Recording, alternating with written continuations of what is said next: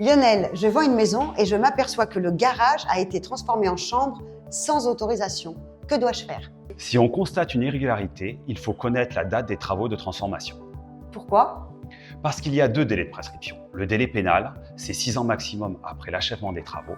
Le risque peut aller d'une simple amende à la destruction des surfaces illégalement construites. Okay. C'est le procureur de la République qui décide. Et le délai civil, c'est 5 ans maximum après l'achèvement ou 30 ans si on est dans un lotissement par rapport à son cahier des charges. Si l'acquéreur souhaite faire une nouvelle demande d'urbanisme, l'administration vérifiera la conformité avec les normes en vigueur.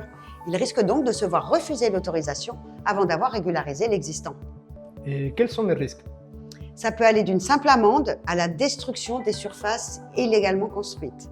En plus, la partie illicite n'est pas assurée et ne pourra pas être reconstruite en cas de destruction, par exemple un incendie. Et une fois que les délais sont passés, est-ce que l'acquéreur et les vendeurs sont tranquilles? Attention, il ne faut jamais dire à un client qu'il bénéficie d'une prescription. Il n'y a que l'administration ou un juge qui peuvent la reconnaître à l'occasion d'une procédure. Il faudra notamment leur amener des éléments de preuve de la date d'achèvement des travaux illégaux. L'agent immobilier est un professionnel. À ce titre, il a l'obligation de vérifier la conformité des biens qu'il a à la vente.